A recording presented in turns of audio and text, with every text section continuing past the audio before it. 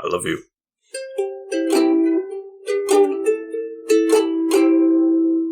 Hi, Silver. Welcome back to the Couch Potatoes. Plenty of room here on the couch. We're actually on recliners today. I mean, it's the couch recliner. Okay. I am the Green Traveler from Gosh. And this is Xena. Xena, we're not going to play with the ball right in front of the microphone, okay? She's like, I want to be on the show. You had somebody else on the show. Yeah, you're on the show right now. This is a podcast about movie and TV. Movie and TVs. And it's called Green and Faceless on the Couch. And I guess I'm playing with my dog on the podcast. Hey, it gets the views. People like it. People like hearing the dogs in the background. Oh, man. I'm sure. We decided to do this in the living room, and maybe that was a poor choice, but we're trying it out. There's just more room here than in my office. More room, more air to be squeezed out of this tortured ball. Yeah. So that's going to be interesting to edit. Announcements. We got some announcements to make. We're going to try to do more regular announcements kind of thing and put that stuff on our social media platforms and whatever. We don't have platforms. We have pages. You know what I meant. We have platforms. We don't. We stand for things. On our platform shoes? Yeah. Okay. So, anyhow, a couple of announcements. First off, Bangers and Hash has come back with a very special episode, starring a Patreon patron as our guest judge. It's a game show, if you don't know what Bangers and Hash is, and the idea is that we each pitch movies to the guest judge, and then they pick which one they would mash or pass, which we didn't necessarily do that part. But that's because in this special edition, we only had one movie each to pitch to Delma Callahan, who's a long time, the longest member of our Patreon. And sweet woman, wonderful, and we had a great time. Sweet woman, wonderful, never so much. Oh, man. Well, we know how Trump feels now. She's going to hate that so much. So, she is great and, raised Greenie here as well. And we appreciate her support so much.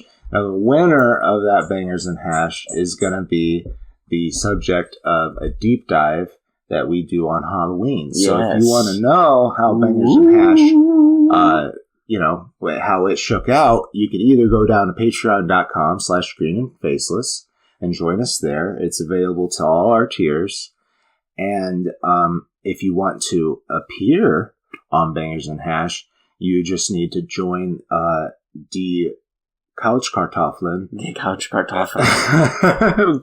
Which is our highest paying tier. That's Latin for the potatoes of the couch. Yeah, it's definitely Latin. Yeah. Latin. Yeah, it's German. The Couchkartoffeln. Very German. Anyhow, that will be a lot of fun to discuss that movie. We already know the winner, obviously. We do, If you want to know who won, you'll have to wait for Halloween. If we could, don't want to wait, patreon.com/greenandfaceless. I think it's safe and fair to say that it was a fight between the Texas Chainsaw Massacre and Dario Argento's wonderful giallo opera. Opera versus Texas Chainsaw Massacre. And who did Delma choose? Which movie will we talk Find out now. Xena, you're going to bump the microphone. It's okay. I did that last episode, which you can check out at patreon.com/greenandfaceless. Okay, enough of that. So, we also have another announcement, and that is that we plan to finally put our short film on our YouTube channel, on the Fiction Works 19 YouTube channel. Mostly your short film. Yeah, well, I love my involvement in it, but you were the creative behind. Right, but you were the cinematographer, the DP for it. Yeah, and also assistant director. Like I mean, it's hard to direct yourself. Yeah. So assistant director is necessary. Yeah, so we plan to release that in November, and I was trying just to think of the right date here, and I think it's going to be on the 2nd, because I believe that would make it not the date to come out to 19. Both have a weird love and obsession for that number. Yeah. Mine's been since birth, so I'm just saying. Jesus. So yeah, that will be a Saturday. So yeah, that would be fun. You know, we have 13 minutes on your Saturday to check that out. We would really appreciate it, and would appreciate knowing how you feel. I do have to put a trigger warning up front with it. It is a tragedy that has to do with stillborn death, and there is some graphic portions as well. Yeah, we used mostly practical effects. Yeah, it'll be obvious what's not practical effect. But, really obvious. But it's our first film, people. Okay, and we mean it when we say very low budget. You sunk, I think it was like 2,000.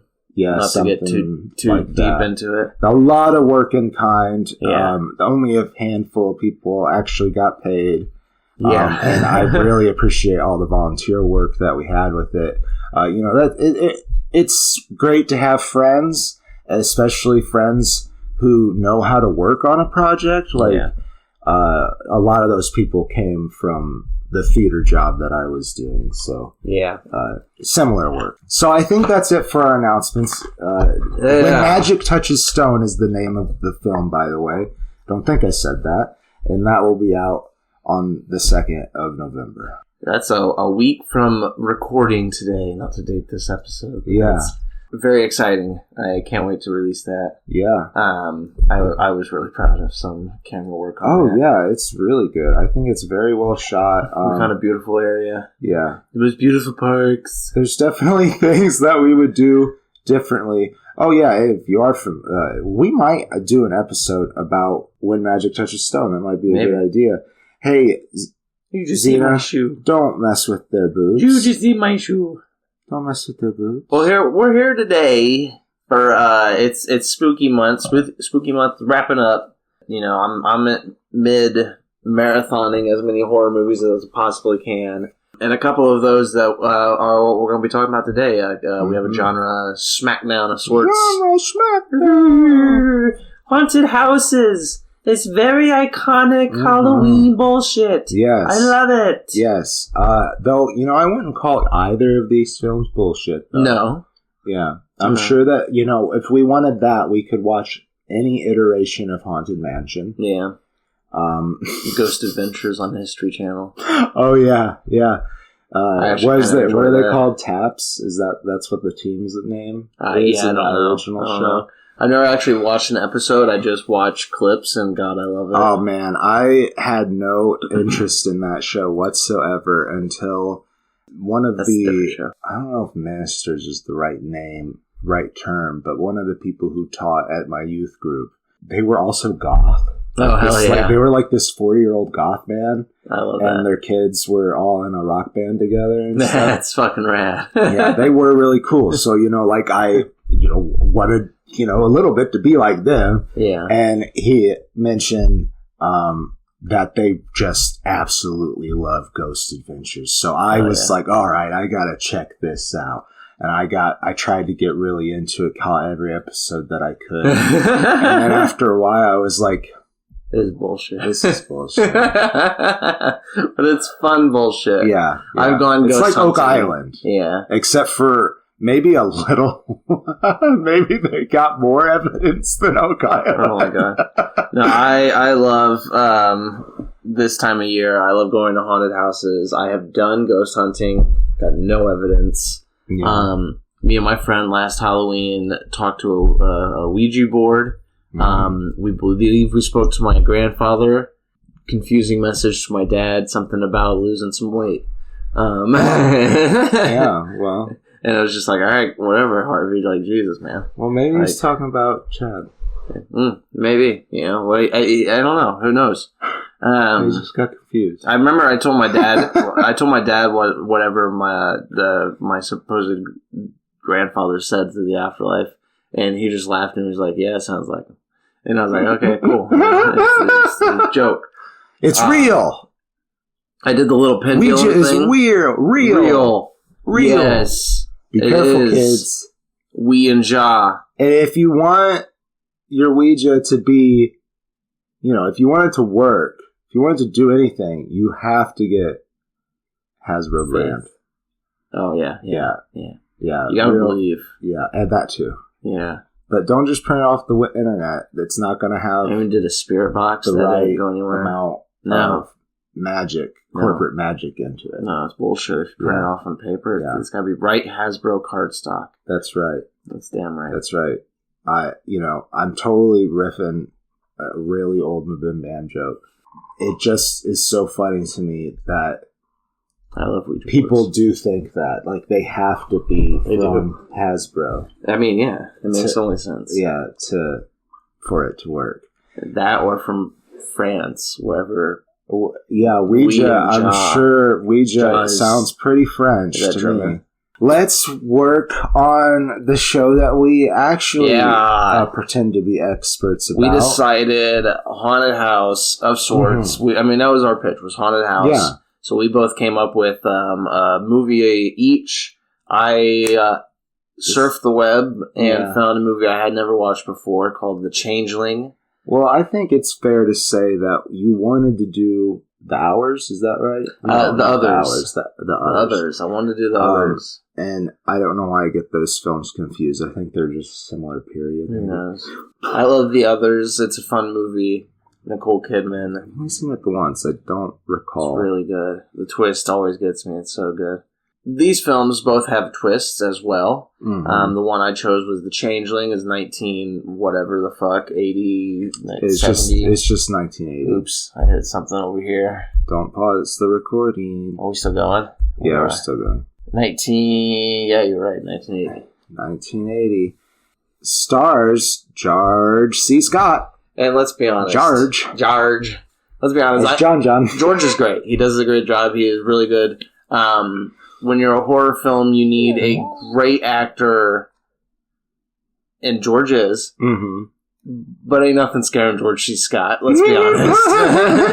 It's really hard to be terrified of the events appearing on this movie when your main actor is George C. Scott, supposed to be afraid. Yeah. I'm not believing this man's afraid of anything. No, he's more... Xena. Hey, Xena. Crushing the microphone. See, everybody, if you go down to patreon.com/greenandfaceless and check out that Bangers and Hash episode, I'm not the only one who can kick a microphone. That's true. Just saying. Dogs are very capable. Yeah.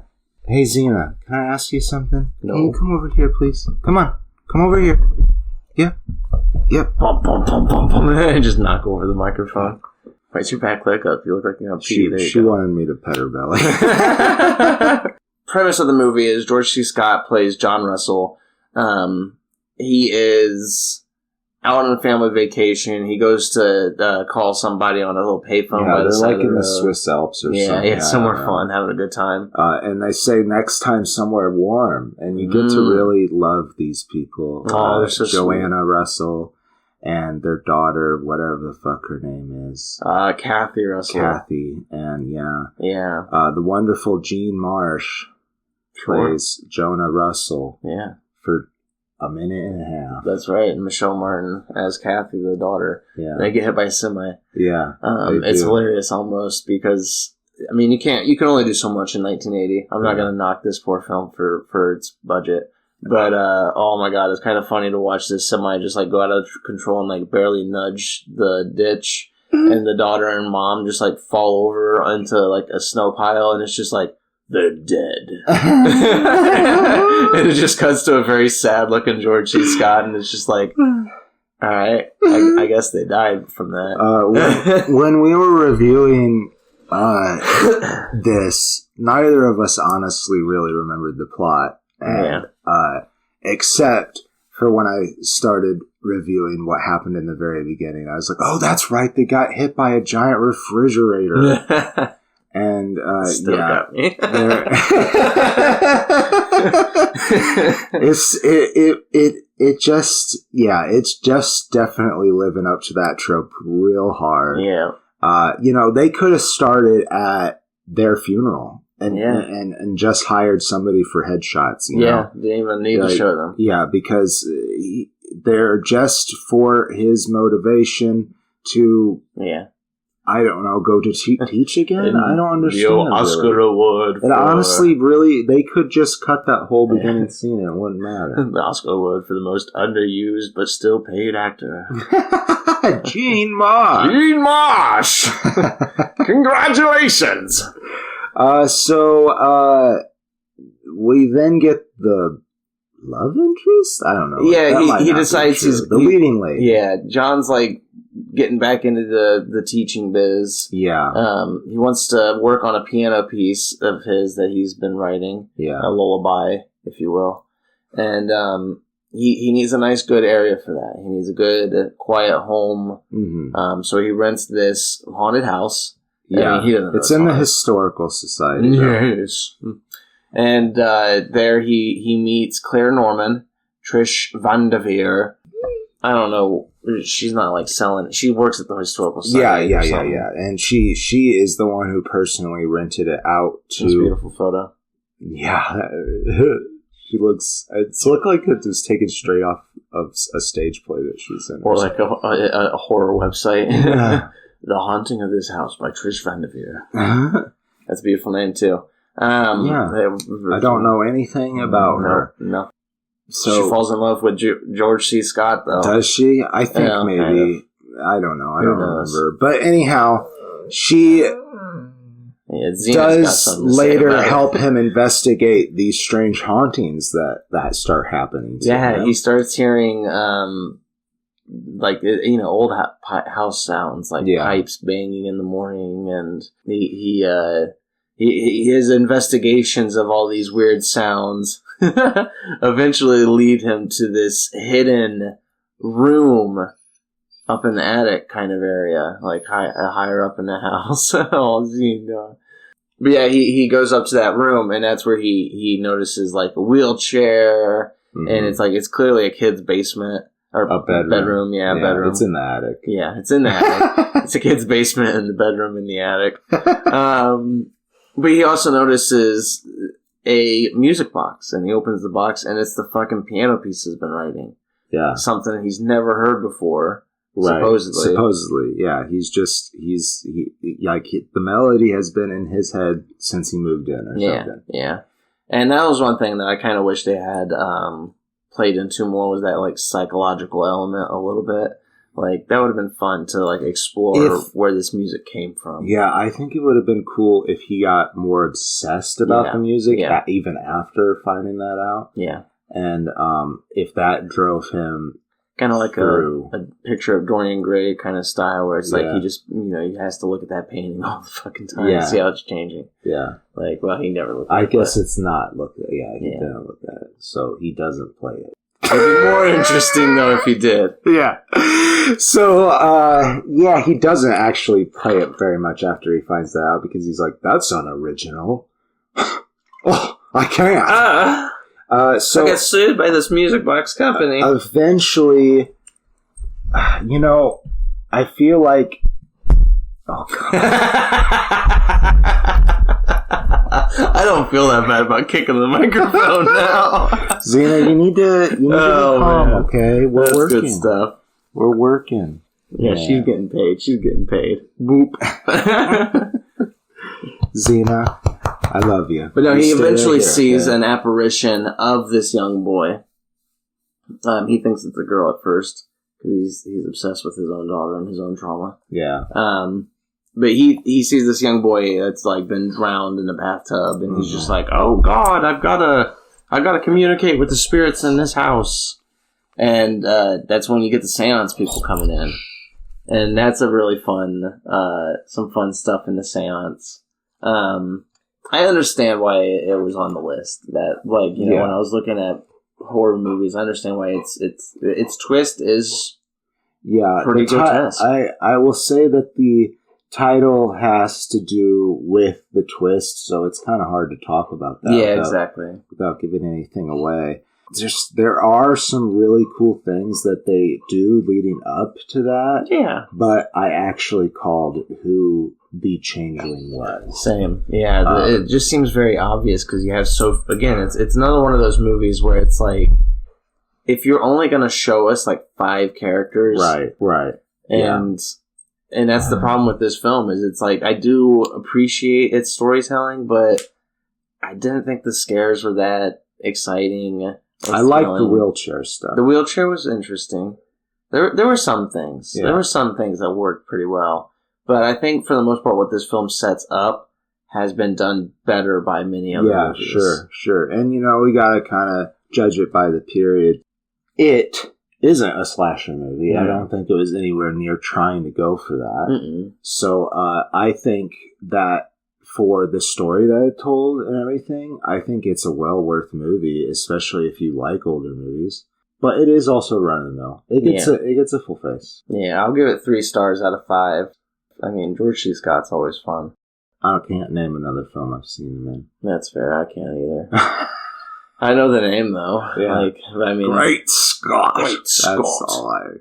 He was Mr. President. He played President Samuel Arthur Trash. Well, we'll have to go watch that 24-episode series.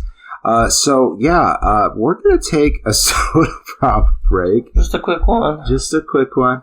And come back to the couch, kids. Yeah, don't go too far. Don't go out into the woods at night. And don't stay in your attic. Get off your asses. Touch some grass. But be back before 8. I love you. I plan to go see We Live in Time, or whatever that Andrew Garfield Florence Pugh romance is. That did look interesting, but I don't have any... It's got that goofy horse on the poster. Have you seen that? The goofy horse on the poster? Oh my gosh, I gotta show you this. Oh, it's a... That's a beautiful carousel horse. That was their original poster before that horse took over the internet. And it's like, who fucking approved that? once it took over the internet, they quickly switched it to this. Meme perfect. Yeah.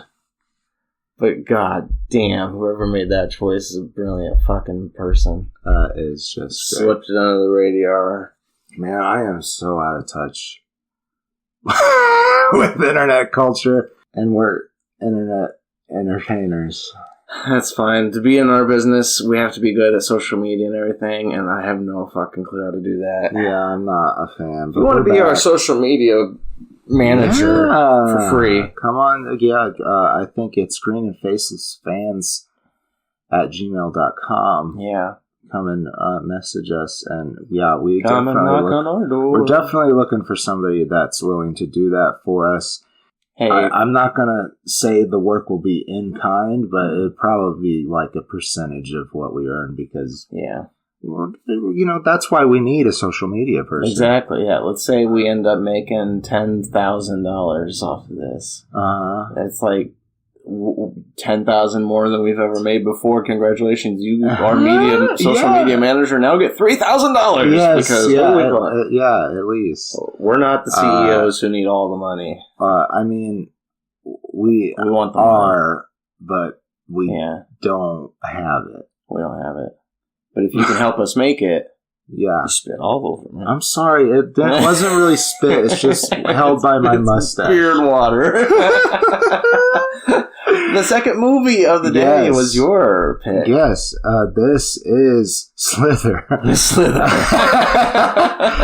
Greenie messaged me the other day because I asked, hey, what are we recording next? I can't remember, even though we have it on a calendar. And they said, Slither versus Changeling. And I was like, Slither? My phone auto-corrected Sinister because I spelled it as Sinister. Sinister. And I was like, did you mean Slither? No, motherfucker, I meant Sinister. Stupid phone and their AI. But, that definitely is a horror movie name. I don't know if there's a movie or at least a good movie with that title. Arguable. Maybe we'll talk about it next year. Yeah. Anyhow. I had seen Sinister a long time ago. Yeah, once myself. Yeah, it was around my high school days. When did this movie come out? 2012. Damn it.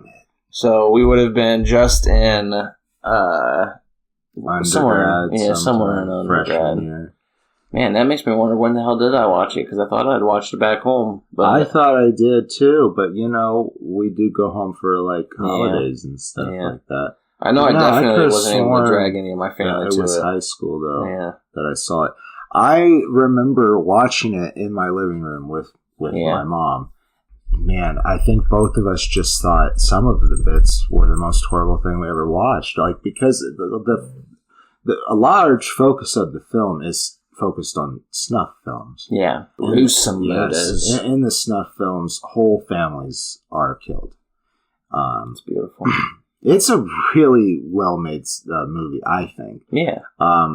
There's some things that I think could probably be better, but Ellison Oswald, played by Ethan Hawke, he is a true crime writer, who at one point was pretty famous and really, really looking for his next big book. Yeah. And it's definitely his tragic flaw. Yep. Yeah. He's a Stephen King character. Right, yeah. And so he, unbeknownst to his wife, Tracy, played by Juliette Rylance. Do you know? Rylance. I don't know her. I can make a bad assumption just based off of the name that she's the daughter of Mark Rylance. But I don't know if that's true. Or if that would be rude to her. Well, she's known for The Nick. Oh, nice. The Nick. I need to know, though, just based off of her name. Yep, Stepfather. Okay, just Stepfather. So she's... You would know Mark Rylance. BFG. I wish there was a better photo of him. Yeah. Oh, there it was. Yes. Yeah. It was William Shakespeare. There you go. You can recognize him. Yeah, barely, but yeah. He's got a familiar face. Yeah. I can't think of anything off my head except for BFG. He was the giant BFG. Yeah. Okay. Well, Steven Spielberg. I did watch that one. Yeah.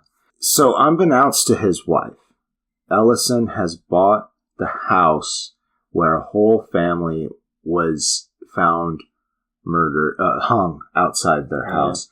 And another weird part about their story is that one of their daughters missing. Yeah. Completely missing. For some reason, not hung with the rest of the family. Missing. Nope. So he's bought this house and moved his family in, and immediately they're met by the sheriff, played by Fred Thompson. He is like, I just want you to know, we don't want you here, and we think that what you're doing is disgusting. Moving into a dead home, that's a murdered family home. Yeah. But honestly, just though, at the same time, like, from a real practical point, who else is gonna live? Right. Well, I mean, but that was the thing. It's like they don't mind that he moved there; they mind the reason.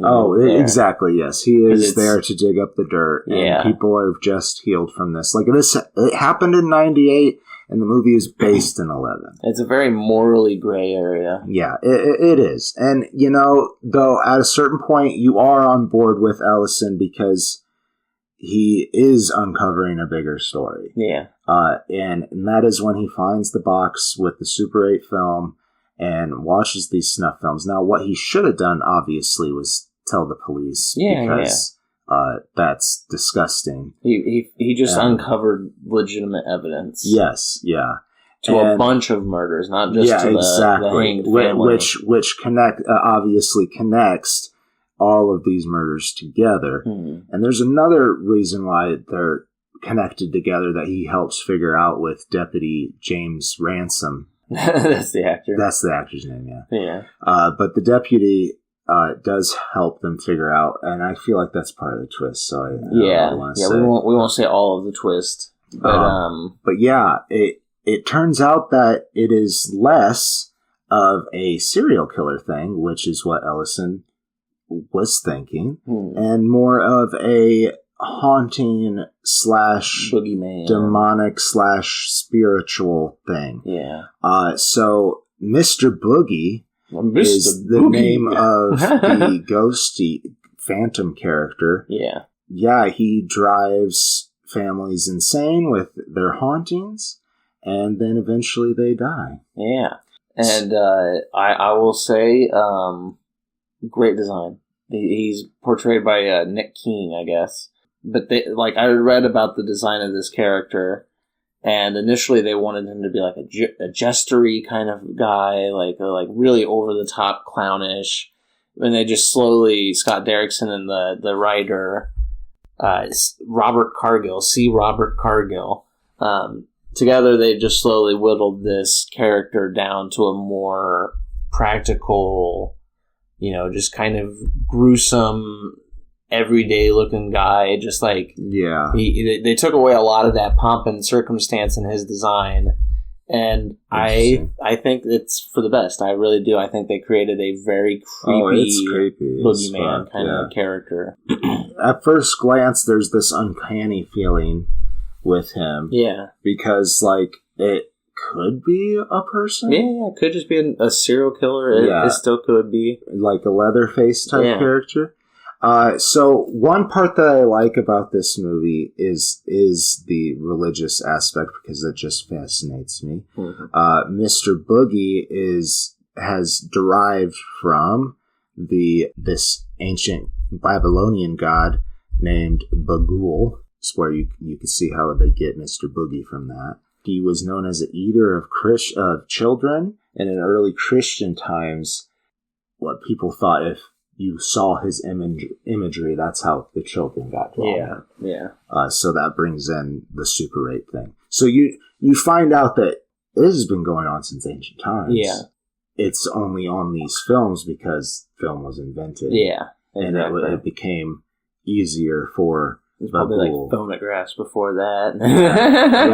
Something. Or even maybe surrealist paintings. Oh my God. Those guys get in that space of mind. Yeah, Hieronymus Bosch. Yeah. No, it's very creepy, and there's a lot of good. Normally, no offense to Scott Derrickson. I know people love Scott Derrickson. Specifically, more recently, he did The Black Phone, which is good. Wow, that was also Ethan. Yeah, exactly. He likes Ethan Hawke. And sometimes his style doesn't do it for me. He has a very handheld camcorder kind of style. Occasionally I just get a little pissed off. I'm like, just put it on a fucking tripod, you jackass. Like, goddamn. There's times where it helps, and then there's times where it's just stupid and lazy. I don't know. There's something about his style that I've never been a big fan of. Sure. But I don't know. He created a really good atmosphere in this movie. Yes, yeah. It's his directing is really well done here. I don't have anything real bad to say about it. I mean, there's some nitpicks, but for the most part, the horror, the storytelling, the jump scares, the tension is really well. It's really thick, really well laid on, and I feel like the scares are mostly deserved. Yeah, mostly. Yeah, there's some definite jump scares, especially early on, where you're just like, come on. I don't know. I don't have specifics, but I remember there were some jump scares early on. Usually with the animals. Yeah. Where it's like, I get they correlate with the big bad. Yeah. But, I don't know, it's just, sometimes it was a little just stupid. I agree. There are some parts that I feel that way in this movie, but overall, the idea of this ancient religious entity being passed down into modern times, that's really cool to me. Yeah. And also, the snuff film thing legitimately terrified me. You like your snuff films? I don't. Yeah. I remember that about you. I don't like that. Yeah. No. I remember when we watched VHS and you were just like, oh yeah, this is like the 1,000 films I've made in my spare time. Oh my God! You're going to get me arrested. Come check out When Magic Touches Snow. The latest snuff film. No. It is a tragedy, though.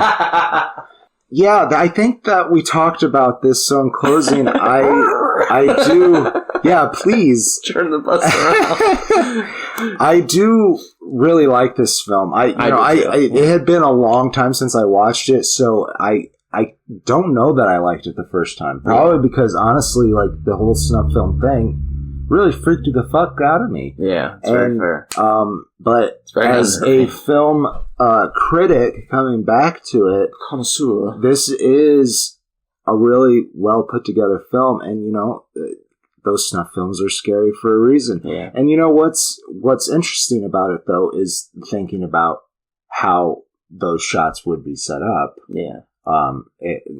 As for someone who thinks about film technically. Yeah, like how the perpetrators of the murders could have set them up at times too. It's like very fascinating because they're at certain angles that when you find out the twist, you're just like, oh yeah, that does make sense because the perpetrator would only be able to set up a shot like this. Yeah. I know, hard to talk about without spoiling. Right, without spoiling, because the twist is fun, mm-hmm. And a little less obvious than our previous film. And I give it a face and a half, though. I do think it's a really good horror film. It's got one of my... So one thing that scares me the most, mm-hmm.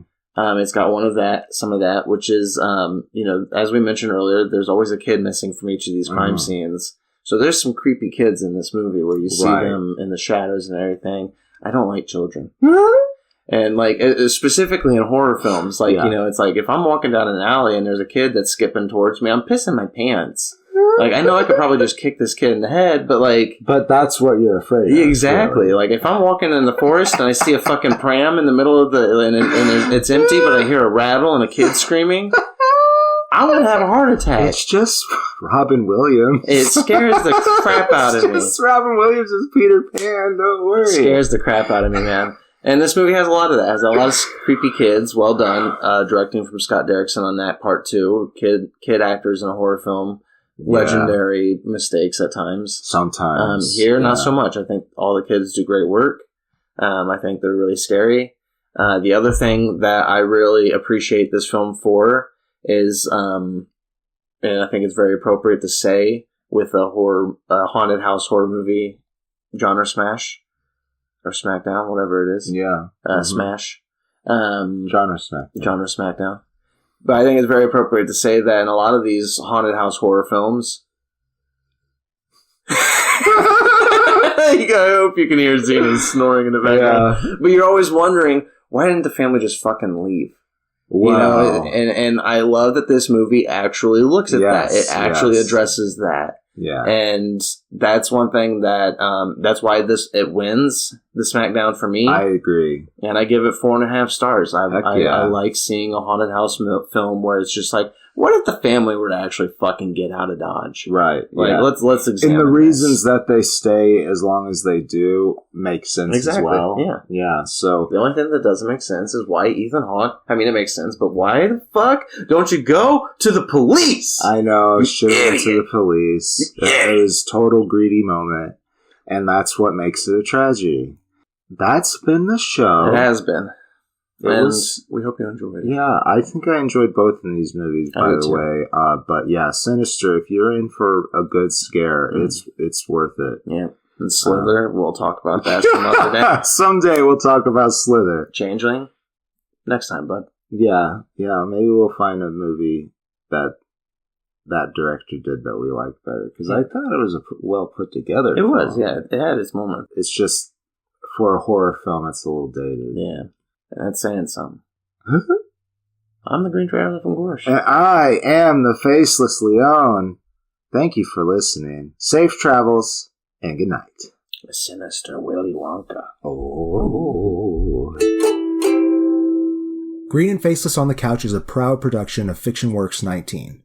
Are you a fan of the show? Feel free to contact us at greenandfacelessfans@gmail.com or visit our Patreon page at patreon.com/greenandfaceless. Don't forget to comment, like, and subscribe, or rate us on Apple Podcasts. Thank you so much for listening.